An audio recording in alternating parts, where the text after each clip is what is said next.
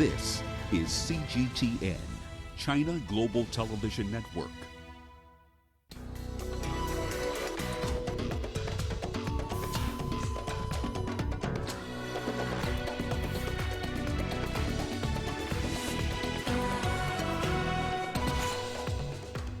Tensions rise after the U.S. orders the closure of a Chinese consulate in Houston. Beijing says it will retaliate. The WHO raises the alarm as 10,000 health workers in Africa contract COVID-19. And Turkey and Russia agree to pursue a credible ceasefire in Libya as Turkey issues new demands. Hello and a warm welcome to Africa Live on CGTN. I'm Lindy Mtongana in Nairobi. And with me is Uche Okoronkwo with a preview of your business news. Thanks, Lindy. And here's a look at what's coming up on Africa Live Biz. Sudan begins the process to freely float its currency within 2 years. And China launches its first attempt to reach Mars. Of course, all that coming up within the program. For now, it is back to you, Lindy. Thanks, Uche. In our top story, the Chinese consulate in Houston will close its doors on Friday. That's after the U.S. State Department ordered it shut. It is the latest move by the Trump administration in an escalating anti-China pivot with unpredictable political fallout. Let's first listen to the statement from Mike Pompeo, the U.S. Secretary of State, who says the consulate closure is a message to China. We're setting out clear expectations for how the Chinese Communist Party is going to behave. And when they don't, we're going to take actions that protect the American people, protect our security, our national security, and also protect our economy and jobs. That's the actions that you're seeing taken by President Trump. We'll continue to engage in those. Well, the Consul General of China in Houston says the closure doesn't just affect our Consulate General, but also the Chinese community and Chinese students here. Well, let's turn to news from Nigeria now. Members of the militant group Boko Haram have killed 5 people believed to be humanitarian workers. The victims were recently abducted in the country's Borno state. The terrorist group publicized the development via a video it published on social media on Wednesday. The 35-second video showed all 5 abductees being executed. President Muhammadu Buhari has condemned the killings. Turkey and Russia say they've reached an agreement to work on a credible and sustainable ceasefire in Libya. The two countries are among a number of foreign powers involved in the decade-long conflict. During talks in Ankara, the two nations said they want to promote dialogue between the warring sides and ensure humanitarian aid reaches those affected by the fighting. Turkey and Russia are also considering forming a joint working group, even though they back opposing sides of the conflict. Turkey supports the internationally recognized Government of National Accord, while Russia backs the Libyan National Army, headed by Khalifa Haftar. Egypt, which also backs the LNA, has threatened to send troops into neighboring Libya. That's if the GNA and Turkish forces try to seize the strategic city of Sirte. But the GNA's allies say this is likely to hamper efforts to end the fighting. Turkey says that Haftar's violation of previous ceasefire agreements deems him unreliable. Ankara is calling for the withdrawal of Haftar's LNA forces from key positions in Libya, including Jufra and Sirte. For this ceasefire to be sustainable, Jufra and Sirte should be evacuated by the Haftar forces. Yeah, Egypt thinking of sending military forces into Libya will not help the political process, especially when we are all working on a ceasefire and trying to move the political process there. I believe it will be a dangerous military adventure for Egypt. Well, for more on this, a little earlier we spoke to our correspondent Michal Bardavid in Istanbul. She gave us more insight into Turkey's position on the Libyan conflict and the plan for a ceasefire. Well, it seems that from the statement we just listened to, it would be quite pointless, according to Turkish officials, at this point. The withdrawal really is the key for this deal to go forward. This is what Turkish officials are saying for a credible deal to emerge. That's the statement we heard from Turkey's presidential spokesman, Ibrahim Kalın. But they're also saying that for this deal to emerge, that Libyan forces, they have to withdraw the Haftar forces to the front lines of 2015, and that will require Haftar's forces to pull back from the city of Sirte because it is a very strategic city. That's what we have to understand. It's a gateway to Libya's oil fields in eastern Libya, so that's really very key. And from Egypt, our correspondent Adel Al-Makhri reported earlier that despite getting the green light for military intervention in Libya, Egypt remains hopeful that a credible ceasefire agreement will be reached. It is not clear if they would reconsider or not, but what we know for sure is that since Egypt has stepped up its tone, showing that it will not tolerate any attempt to take over Sirte, and it will move immediately with its armed forces to intervene, that the forces supporting the government of national accord have not taken any steps forward. So far it seems that there is, yes, a rally to amass arms from both parties around Sirte, the government of national accord on the outskirts, and Haftar's LNA forces to defend the city, but none of them have moved forward. So Egypt is not really willing to interfere militarily. It is going to cost, and it is going to be painful, that's definite, but it is also not willing to take a step back from the red line, as El-Sisi has described it, of Sirte and El Jofra, and it doesn't want the government of national accord to move beyond it or to try to cross it. The political party of Cote d'Ivoire's ex-leader, Laurent Gbagbo, has called for him to run for president in the upcoming October elections. The Ivorian Popular Front says his return to Cote d'Ivoire could reshape the country's politics. Gbagbo was acquitted of war crimes by the International Criminal Court last year.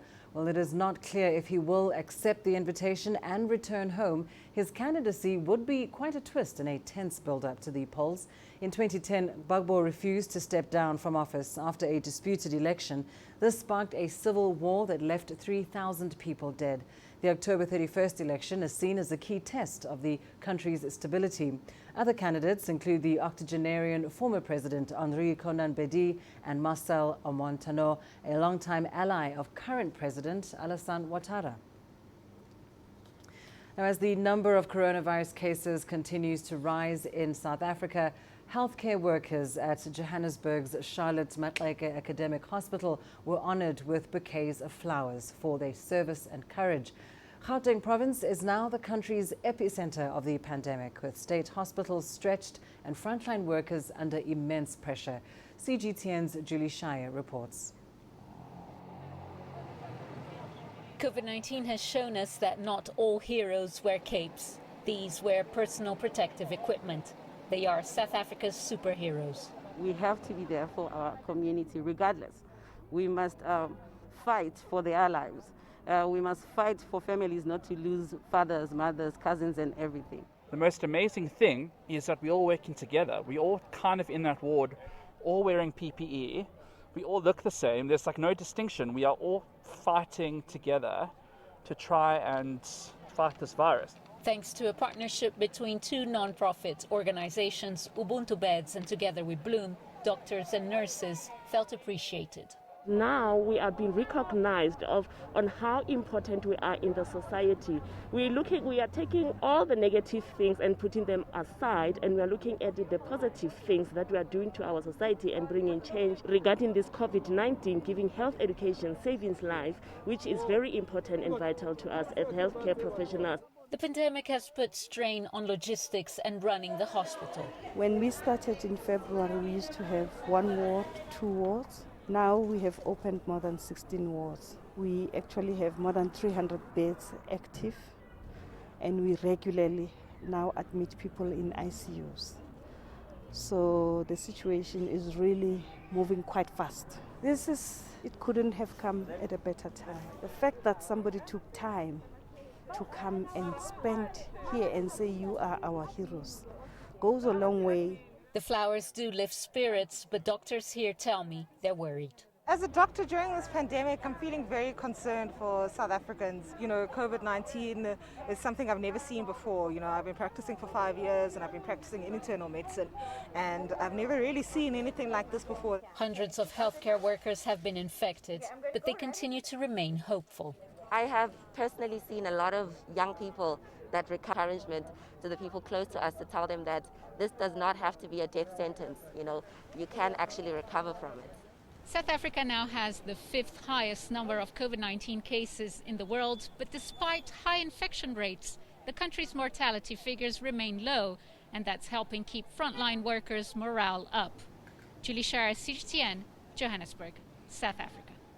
And let's go to the Democratic Republic of Congo now, where revelers have been out in bars to celebrate the reopening of certain businesses. Huge crowds gathered at popular entertainment spots in the capital, Kinshasa.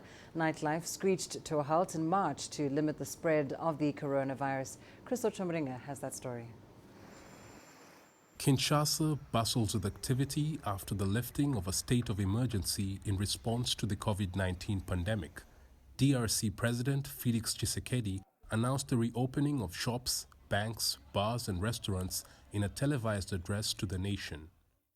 Les mesures irrelatives cessent. The measures we took to prevent the spread of COVID-19 have been lifted, but everyone should remain vigilant.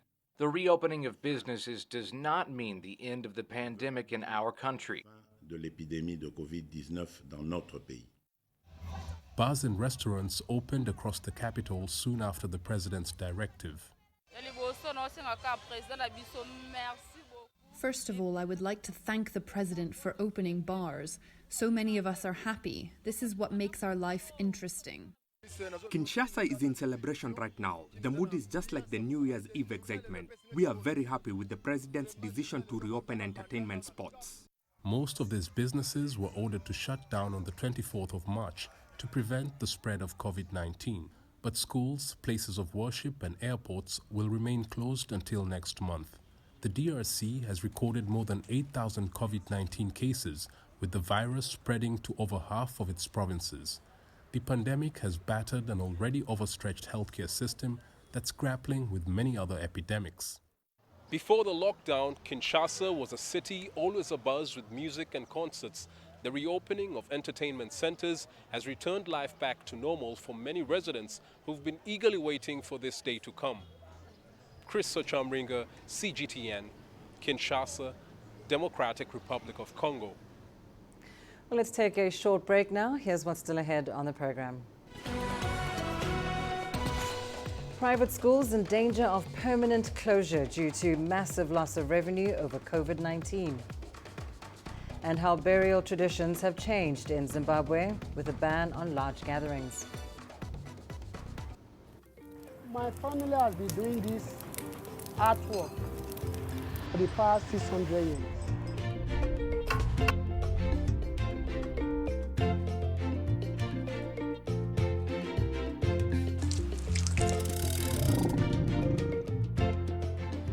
My dream is to be a leading player in Africa in spice sector.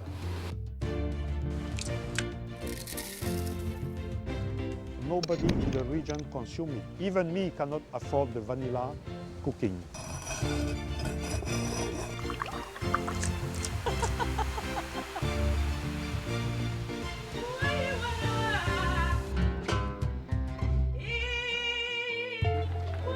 What we've created here is the elegance, the color, the celebration of life.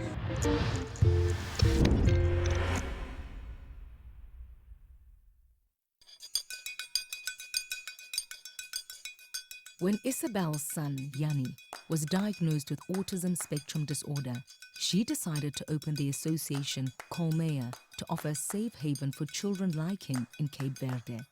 The association has become the face of intellectual disabilities in a country where stigma is rife. Tem que conciliar cada coisa, que concilia vida de minha filha com essa associação que funda com o objetivo de dar resposta àqueles outros mães que não acreditam que amam seus filhos igual que não amam minha filha.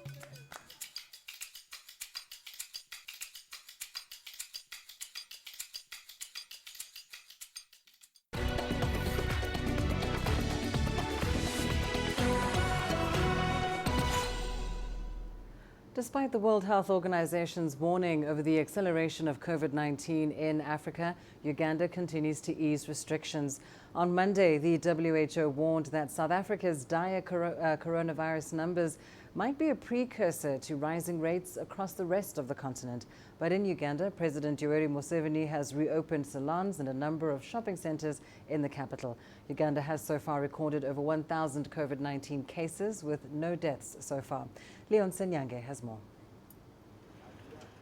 It is the first time salons in Kampala have opened since the COVID-19 lockdown was imposed in Uganda 4 months ago. For customers, bad hair days are now gone. For hairstylist Nasa Moura, it is a happy time being back to work. But while at it, keeping his clients and workers safe is priority. My client has a mask. I also have a mask. We have the temperature gun at the entrance. We surely won't be able to spread the virus. Besides salons, shopping arcades were also allowed to reopen. However, only 110 of the city's 170 centers met the required health and safety standards. Still, most traders insist they are not taking any risks. We are happy with the president's decision. We are willing to follow the health rules. It's still a challenge, though, to work out how to reopen businesses for many traders. The main problem now I see is the payment of the debts of the month we have finished without working. So that is a very big problem for many people because even some are vacating. Although Uganda's daily new COVID-19 infections seem to have stabilized, officials insist they won't be letting their guard down. Locking and unlocking is something that we may have to get used to as a population. Similarly, we have been locking border districts, we have been locking certain districts and communities. So it is not that we are not doing it, but we are giving opportunity to people to utilize the knowledge that they have gained and what they are seeing happening in the other countries to act as wise people and prevent infection. The first lifting of the lockdown will see motorbike taxis also allowed to carry passengers. They are expected to start in a week's time. While several public places are open, many others are not. The government is yet to decide on when bars, schools and even churches can open their doors. Leon Senyange, CGTN, Kampala, Uganda. Well, here in Kenya, the country's education sector is facing a crisis as thousands of private schools risk permanent closure. Many are unable to pay workers and teachers and meet their rental obligations. And with the school calendar suspended until 2021, an uncertain future awaits. CGTN's Robert Nagila has that report. Once filled with sounds of children playing, now silence rings the air at the Little Pause Kindergarten playground in Kenya's capital, Nairobi. It's sad for me that there are no children here. The suspension of the school calendar by the government in March to control the spread of COVID-19, the owner tells me, has forced her to temporarily shut down. Schools operate based on cash flow, and cash flow is based on students. If we don't have students, then there is no way we'll be able to meet our costs. The school's been able to stay afloat through donations from parents, but with the reopening date pushed from September this year to January next year, tough decisions must be made if it is to survive. I'm at the point where I am now thinking what to do. Currently, I still have all my staff, but I need to figure out where to pay them from. The Kenya Private School Association says at least 100 schools have shut their doors permanently, and a majority of Kenya's 11,000 private learning institutions are reeling from the impact of COVID-19. Carnage. Is how this education expert describes what private schools are going through at the moment. It is watching self-sufficient teachers lose their source of livelihood. It is watching school owners get into very debilitating debt. A situation further compounded by the fact public schools cannot accommodate all the learners. There are some places that have 44 private schools to the one public school. And so when the schools close, we're looking at about 1 million, 2 million children who may have to join public schools. And there's already overcrowding there. So social distancing is not something we can achieve. Bailout talks are ongoing with the government, but for many private school owners, they can only hope relief comes in time to keep their doors open. Robert Nagila, CGTN, Nairobi, Kenya. The World Health Organization says an increase in COVID-19 cases in Africa is posing a threat to health workers across the continent. More than 10,000 health workers have reportedly contracted the disease in 40 sub-Saharan countries so far. Here's more from CGTN's Chris Ochamringa. The rising number of COVID-19 cases has put a strain on health services in many African countries. The DRC has been hit particularly hard because it's dealing with many other epidemics. It's the 9th worst affected country on the continent with more than 8,000 cases. The World Health Organization is warning of a threat posed by COVID-19 to health workers across Africa. In the African region, more than 10,000 health workers have been infected with COVID-19. One of the biggest challenges in protecting health workers has been the global shortage of personal protective equipment. Inadequate access to protective equipment have raised the risk of infection to health workers. We still have a shortage of masks and gloves for protecting us when treating patients. We have been relying on assistance on some foreign partners. According to the WHO, there are more than 750,000 COVID cases in Africa. About 5% of all the cases are among health workers, and the more doctors and nurses that get infected, the harder the illness is to manage. Many health facilities in the DRC lack the infrastructure required to implement COVID prevention measures. That has raised the risk of infection among health workers. The WHO is working with the Health Ministry to reduce the number of infections among health workers by equipping them with skills and medical supplies. Chris Ochamringa, CGTN, Kinshasa, Democratic Republic of Congo. Now, one of the ways COVID-19 has changed people's lives is in the ways we mourn and bury our loved ones. In Zimbabwe, all funerals, whether due to COVID-19 or not, must take place within 48 hours from the time of death, and the number of mourners must not exceed 50. CGTN's Farai Makutuya brings us this story from Harare. This is not how Tabitha Mautsa wanted to bid farewell to her late father, but an online service was the only option since she couldn't travel from South Africa to Zimbabwe for the burial. For me, not being with my siblings and my mom at the time was the hardest thing. I would have loved to be there with my siblings and, cry with them and just, being just together and praying together. So we requested my brother and family back home to make sure that they did the funeral on Facebook, like a virtual funeral service, so that we could participate, and that really helped a lot. Other relatives within Zimbabwe couldn't attend either due to the restrictions which have changed the way people mourn. Black African people of Zimbabwe, they have got a communitarian way of life. They are hospitable people. They always want to be together, and they have got a lot of value that they assign to the extended family and also the immediate community. Platforms like funeral ceremonies or funeral services, this is where people really affirm these social bonds. For some, not being there in person has cultural implications which are being addressed under unfamiliar circumstances. We make appeals to the spirit of the deceased to accept that some of their immediate family cannot be present so that they avoid the misfortune associated with failure to attend the burial of a close relative.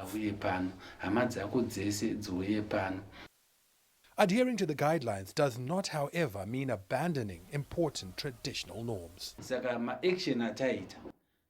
We still comfort the bereaved, but instead of shaking hands and embracing, we now do it through speech. there will be deadly consequences if we keep doing things the old way. So we are adapting to the situation at hand. And that is the reality that many will have to accept for now, until such time as they are allowed to congregate again, to bid farewell to loved ones that they will fondly remember, sorely miss, and never forget. Farai Mwakutuya, CGTN, Harare, Zimbabwe. The European Union is donating 90 tons of medical supplies to NGOs in South Sudan to help in the fight against the coronavirus. Medical personnel are warning that COVID-19 cases in South Sudan might peak by August this year. CGTN's Patrick Oyet reports. The European Union is contributing its largest Africa-bound medical aid to South Sudan to fight COVID-19. The EU says the items include medicines and personal protective equipment such as face masks. The medical aid is now in South Sudan's capital, Juba, but getting it across the country is still a challenge because of insecurity in parts of the country. Unfortunately, we are still seeing humanitarian workers who are effectively sacrificing their lives. We had a death of 2 humanitarian workers only last week. So we really we want to urge the government to continue to work with us to try to create a safe and secure environment for humanitarian workers. South Sudan's government says it is working to address the issue of insecurity in the country. We wanted to make sure that at least the community violence it goes down. We find political solutions in order for us to be able to deliver the humanitarian assistance that is needed. Juba is also receiving more donations from the Chinese Business Association in South Sudan. The Business Association is donating food supplies to Juba Teaching Hospital and an institution that produces face masks in Juba. To fight the pandemic is not only to fight the COVID-19 alone. It is a systematic campaign, requires the efforts from different sectors, from the different people, and the government and the civil society will all play a very important role in combating the pandemic. So we are very glad to see that the Chinese business community here, they are joining the efforts. Aid agencies are warning that the pressure of coronavirus on South Sudan's health infrastructure could mean the neglect of other common diseases such as malaria and diarrhea. South Sudan's government says it is relying on donations from the country's friends to manage cases of the coronavirus. The health ministry is reporting that there are currently more than 2,000 confirmed cases of COVID-19 in the East African country. Patrick Oyet, CGTN, Juba, South Sudan. In Somalia, heavy rains in the lower Shabelle region have caused flooding in the area. The town of Afgoye, 25 kilometers west of the capital Mogadishu, is the worst hit. According to a government report, over 6,800 families have been left devastated, with more than 2,000 households displaced. Homes, businesses and farmland has been destroyed. Several coordination meetings have been organized to speed up relief efforts. The Somali government has on its part offered $500,000 US in support for the distressed.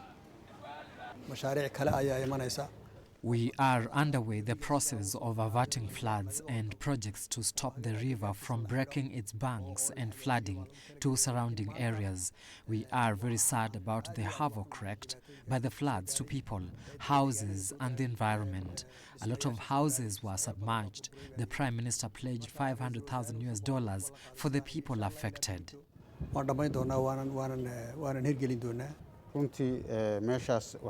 There are a lot of problems and massive displacement of people in the area. About 6,800 families were displaced. I call upon the Somali people and the Southwest State residents to help their brothers in Afgoye town. Let's go to Uche Okoronko now for your latest business news. Thank you, Lindy. And coming up on Africa Live Biz. Sudan begins the process to freely float its currency within 2 years.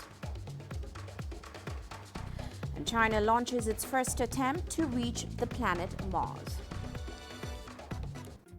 Africa is the nexus of enterprise, and global business will tell you why it matters. From the mega investment projects to multi-billion-dollar mergers and acquisitions. Africa today collects, just in terms of revenues from taxes alone, $545 billion a year. If you take 10% of that and you devote it to the energy sector, problem solved. All this on Global Business, weekdays at this time on CGTN.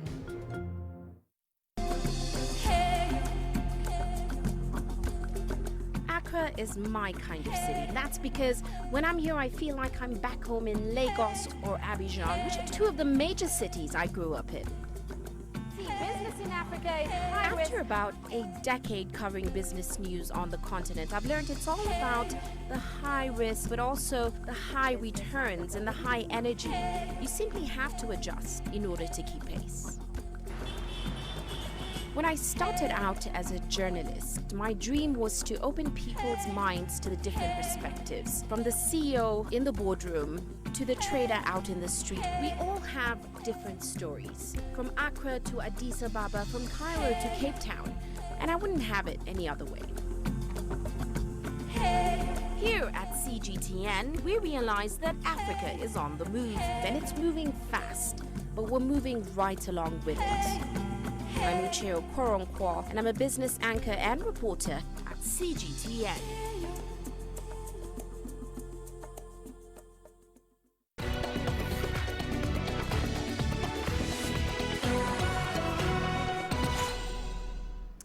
Well, let's start off in Sudan. The country's amended budget for 2020 includes a currency adjustment program that will begin in August of this year. Now, the country indicates that it aims to reach a full currency float in 2 years. The Sudanese pound recently fell to a record low of 150 to the dollar on the black market, and that's compared with 55 on the official market. Now, a little over a year ago, after a popular uprising that removed longtime leader Omar al-Bashir, Sudan's economy is still at risk of free fall, made worse by an inflation rate of more than 100% and frequent shortages of bread and medicine. Acting Finance Minister Hiba Muhammad Ali told Reuters that the private sector will be allowed to import unlimited quantities of fuel in order to address those shortages, which of course will lead to a rationalization of its price. But in an exception to the rationalization drive, subsidized fuel could still be sold to productive sectors such as agriculture. Well, let's move on now. The African Development Bank has approved a $300 million loan to the South African government. The money is to help the government fight the COVID-19 pandemic and support its budget. Now, Africa's most industrialized economy was in recession even before the coronavirus started. It is now projected to shrink by at least 7% this year. The budget deficit is expected to rise to around 15% of GDP.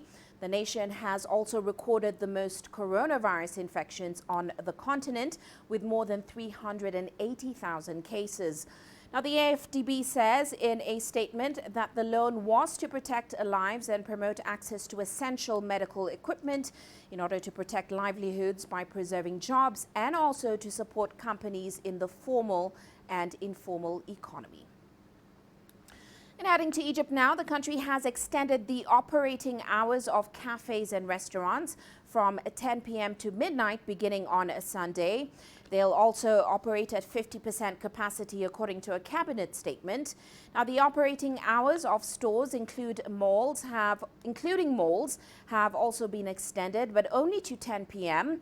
Restaurants along with theaters were closed in mid-March after the Egyptian government imposed a raft of lockdown measures, amongst them a curfew and bans on large public gatherings. Now, the restrictions began easing last month with the local development ministry approving conditions and guidelines for the phased reopening. Restaurants were previously only allowed to operate at 25% capacity. Now, Tanzania has been one of the first countries in Africa to restart international passenger flights. It has reopened its airspace and relaunched its tourism sector. The government now says it is working on introducing new offerings and attractions that aim to improve the livelihoods of the 1 million Tanzanians who, of course, depend on tourism. Here's CGTN's Daniel Kijo with more on that. Seacliff Hotel and Resorts is one of the leading employers in the tourism and hospitality industry in Tanzania. Being one of the first 5-star hotels in Tanzania, it has employed hundreds of Tanzanians in its chains of resorts and hotels across the country. But travel bans caused by COVID-19 had most of its operations at a standstill. The Tanzanian government's call to open its skies and announce the reopening of the tourism sector has revived its services and business. And since 3 weeks, it's completely different. The situation changed, the guests come back, and we start to operate again. The tourism sector contributes $2 billion in the country annually, accounting for 25% of all exchange earnings. The government is looking to encourage foreign tourists and business visitors to fly into Tanzania. It recently launched a new tourism campaign aimed at aggressively marketing Tanzania as an East African leader in tourism. We developed the new tourism destination brand, Tanzania Unforgettable, an undertaking that was meant to rebrand the sector and remind people on the existence of this must-see remarkable destination. According to the Tourism Ministry, the average stay for tourists in Tanzania jumped from 10 days in 2015 to 13 in 2019. It puts this down to the expansion of activities available to visitors. Seacliff Management says the industry has to be creative and find ways to motivate tourists to stay longer and spend more. And we offer a lot of discount, promotion, all inclusive in a very attractive price. We are here to serve our guests and to give them the luxury that we have from the past at the right price now. The Tourism Ministry has introduced standard operating procedures, which are safety measures in line with the World Health Organization requirements to prevent the spread of the COVID-19 virus. It is still asking tourists and locals to frequently wash hands, use face masks, practice social distancing, and to report any possible coronavirus symptoms. Tanzania was in the top 10 African countries for tourism growth in 2019. Around 2 million tourists visited the country, bringing in billions of dollars that the government wants to see more of. Now, it's hoped that the safety measures put in place will allow the sector to keep growing. Daniel Kijo, CGTN, Dar es Salaam. Well, let's shift focus now. China has launched its first attempt to reach Mars this Thursday. It has sent aloft the Tianwen-1 lander aboard a Long March 5 rocket. It's not only an advanced aerospace mission, it's also become a major marketing strategy by commercial brands who are working with the China Aerospace Science and Technology Corporation. Now, Chen Tong was at the launch center in Hainan province. As the Mars mission began, it was also the start of a special live streaming event, with broadcasters imparting some aerospace knowledge while trying hard to sell some down-to-earth products. Beauty brand USI worked with China Aerospace Science and Technology to launch a new skincare lotion, using Mars in its marketing strategy to target consumers with facial problems such as bumps and eye colors that may have uncomfortably reminded them of the surface of the red planet. USI is hoping many launch viewers will turn into product buyers. Using an event for crossover marketing aims to attract more consumers. This was a pretty rare live stream because the event was so big and impressive. It should help us attract more people than a pop star. The Mars mission is something everyone in the country can be proud of, young or old, man or woman. And this broad target base also matches our consumer base. USI is not the only brand counting on the Mars mission for help with its marketing. Auto brand Beijing and liquor maker Meng Zhilan are doing something similar, putting an aerospace appeal into their new products. China Aerospace Science and Technology has been very active in promoting itself as the basis for some high-flying marketing. Our innovation had been encouraging companies to come up with creative products and use crossover marketing to take advantage of the special attraction of aerospace technology. It's a unique way to define aerospace culture and spirit to let more consumers know about China's aerospace activities. Commercial products and aerospace. It seems there's no connection between the two. But crossover marketing is letting brands to use people's awareness on the big event to create a unique marketing strategy. From IP point of view, of course, they want to raise, strengthen, or increase their image. And from the organization point of view, this kind of crossover can also help them to get more funding or donation from the commercial activities like this. So it's no surprise that this sort of marketing strategy has a large appeal. Tmall says sales of these crossover products are doing well. High-quality domestic brands are seeing increasing sales on Tmall's platform. We're confident about the future of the consumption sector and the ability of domestic brands to continue exploring how to become more chic and popular. From beauty brands to food and daily necessities, China brands are continuously exploring innovative marketing strategies. With China's aerospace industry participating, more innovations are expected to come for China's products and marketing to put them in your homes. The sky's the limit. Chen Tong, ICS for CGTN at Wenchang Space Launch Center, Hainan Province. Meanwhile, America's search for life on Mars is part of a larger program that includes missions to the moon in order to prepare for human exploration of Mars. Now, a special breed of sheep in New Zealand will play a critical role in protecting the astronauts. Let's find out how. And liftoff at dawn, the dawn of Orion and a new era of American space exploration. NASA's Orion spacecraft are a key part of America's Mars exploration program. The reusable modules will take astronauts to the moon in 2024 to prepare for human exploration on Mars. And woolen filters, made in New Zealand, will help keep the crew safe if there's a fire on board.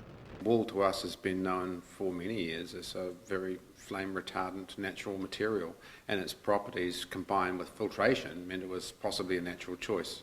But this is no ordinary wool. The fibres used in the filters come from the Astino sheep, a combination of 3 different breeds that produce a superior fibre with high levels of particle filtration. All our sheep are DNA profiled. We measure and test the fleeces on each animal. We can take the wool with its common benefits and improve them further. The woolen filters being sent into space to help protect NASA's astronauts are relatively modest from an economic perspective. But here on Earth, the use of such high-quality filters to help prevent the spread of COVID-19 has created a multi-million-dollar business in face masks. Since the COVID-19 outbreak began, international demand for masks with woolen filters has soared. The masks cost considerably more than their synthetic counterparts, but the wool makes breathing easier.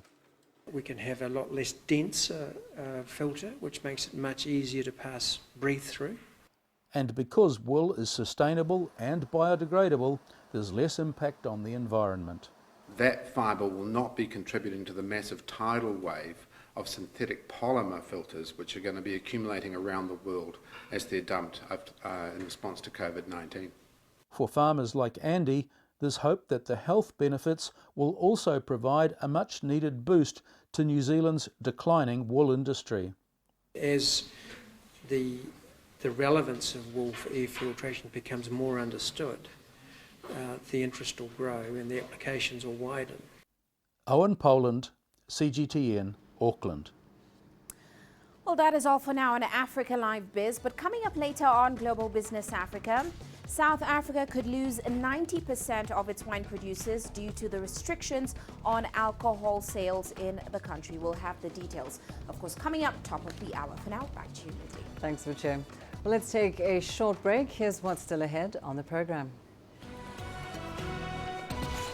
Coming up, we'll take a look at the splendor of Samburu culture in Kenya and the resilience of Samburu women. greatest journeys, the greatest sights, the greatest adventures. Here in Kanata, this weir allows the locals to walk on water. We're far more than just TV news. We're your passport to the wonders of Africa. To bring you stories of struggle, survival and hope.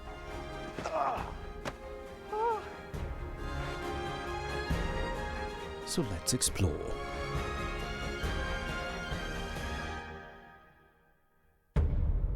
CGTN. See the difference.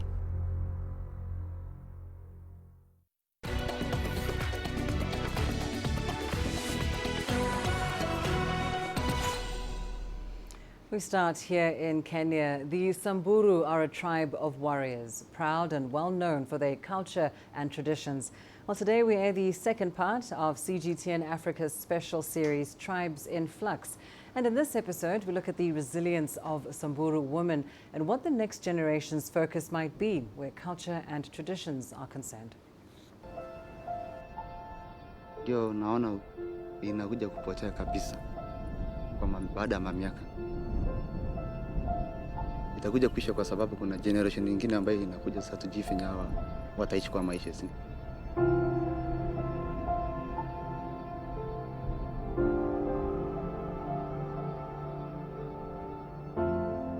Takut na kami ko tenda pa siyon na ngai na boy siya may touch na naman na Samburu adum school kijaba ko na bangule community iyo manana je kutu pogan kata gabu dan garan school angara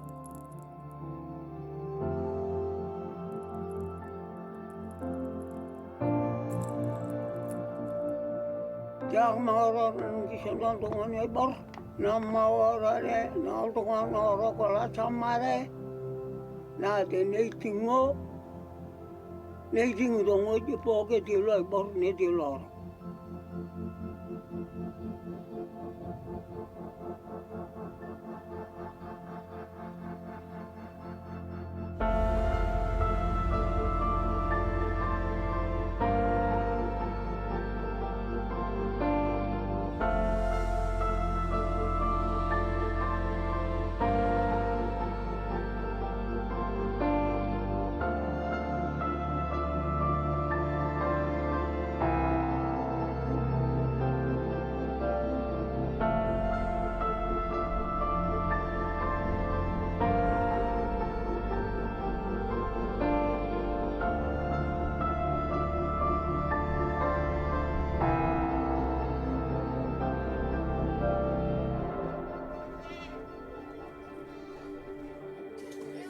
ya so pati gichon maisha ya tanto kini lo modong ko ke jam de TV ngere na buyi jam ga doli ni dana na dogolin katu aguya ye de jingar na gatu dana ga gatu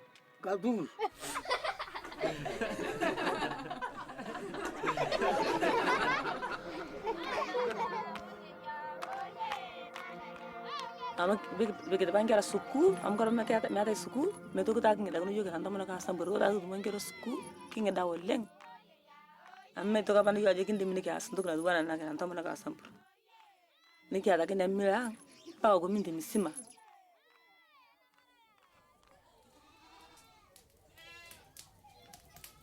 Bago na simu ine mete pa kaya pa te simu ama na yune ra wal tonga mal dona nya rapu ne ra nya pap amda baba mete na nya tu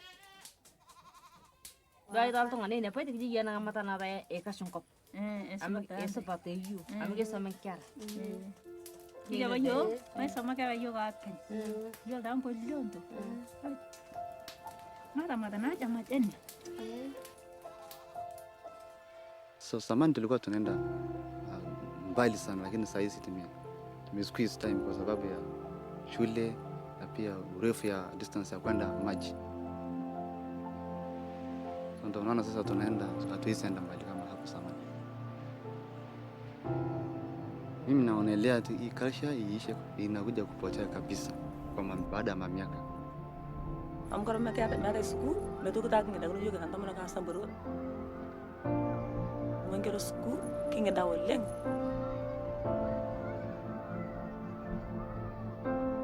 Niki ada kenya mira.